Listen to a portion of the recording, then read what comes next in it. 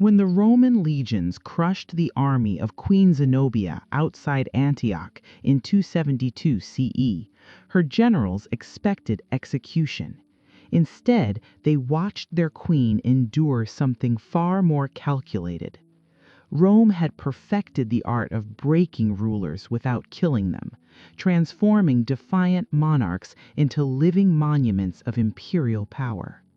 For women who wore crowns, defeat meant facing a system designed not merely to punish, but to erase dignity itself. Under Roman law, war captives existed in a category that stripped them of every protection afforded to citizens. The principle, known as jus gentium, the so-called law of nations, held that military defeat transformed free people into property. Once a city fell or an army surrendered, its inhabitants became legally enslaved regardless of their former status. A queen commanded no more legal standing than the lowest soldier in her defeated army. This legal framework created a terrifying reality. Roman citizens possessed rights that shielded them from certain punishments. To flog a Roman citizen was considered scandalous. To execute one without trial sparked outrage. But foreign captives, regardless of royal blood, held no such protections. They could be mistreated, displayed, sold, or killed at the discretion of their captors. Roman law made no exceptions for gender and none for nobility. The 12 Tables, Rome's earliest legal code from the 5th century BCE, established these principles with brutal clarity. Prisoners taken in war became the property of the Roman state or were distributed among soldiers. Women of royal lineage discovered that their former power meant nothing once chains replaced their crowns. Tacitus documented this legal reality when describing the treatment of defeated British royalty, noting that Roman officials showed no hesitation in subjecting former rulers to abuses meant to demonstrate absolute dominance. Female captives faced additional vulnerability. Roman military culture, forged through centuries of conquest, regarded captured women as spoils of war. While some elite prisoners might be housed in relative comfort pending ransom or political negotiation, most faced immediate degradation. The line between prisoner of war and slave existed only on paper. In practice, defeat dissolved all former status. Royal prisoners in the triumph. Royal captives were often displayed in Roman triumphs. The Roman triumph transformed military victory into public spectacle, and captive royalty served as the centerpiece of these elaborate processions. When a general received permission from the Senate to celebrate a triumph, preparations began for a display meant to parade Rome's dominance through the streets. The route stretched nearly 4 kilometers, moving slowly to ensure the crowd absorbed every detail. Captured rulers walked at the front of the procession, often still wearing royal garments to emphasize the magnitude of their fall. Queens who commanded armies now shuffled in chains before cheering crowds who celebrated their humiliation. The contrast was deliberate. By displaying monarchs in full regalia while bound and powerless, Rome communicated a message that echoed far beyond the city walls. No throne guaranteed safety. For female captives of royal blood, the triumph meant enduring hours of public exposure while stripped of all dignity. Some would survive the day, others would not see sunset. The uncertainty itself functioned as psychological torture. Zenobia in golden chains. Queen Zenobia of Palmyra had carved out an empire stretching from Egypt to Anatolia. When Emperor Aurelian captured her in 272 CE, he gained the ultimate symbol of Roman victory. The Historia Augusta describes Zenobia's appearance in Aurelian's triumph of 274 CE.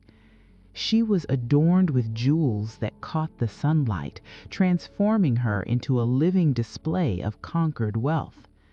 but it was the chains that commanded attention. Zenobia was bound in massive golden restraints, so heavy that guards marched beside her to help bear their weight.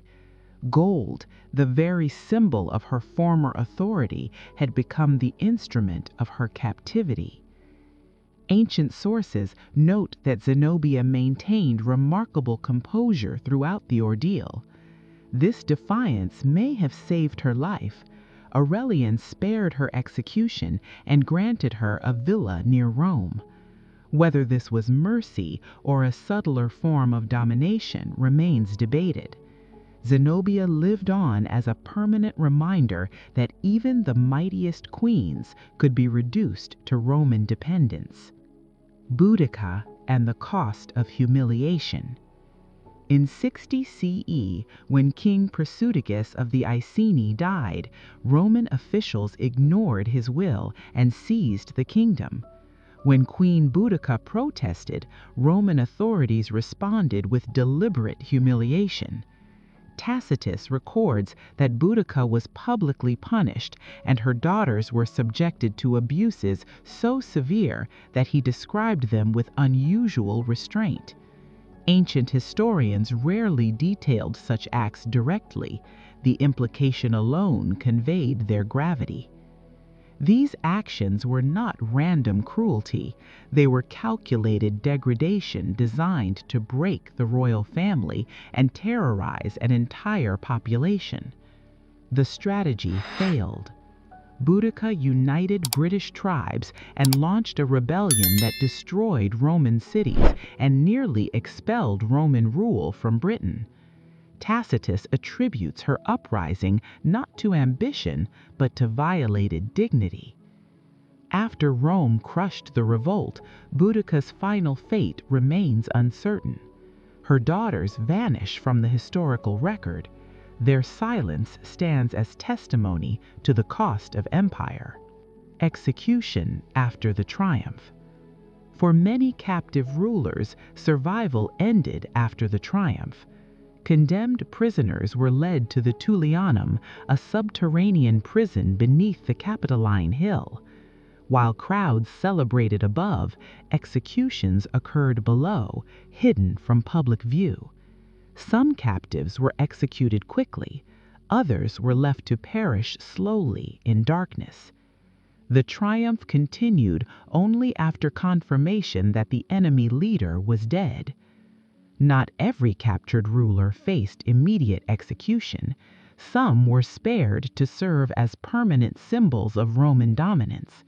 But survival did not mean freedom. The treatment of captured queens reveals how power operated in the ancient world.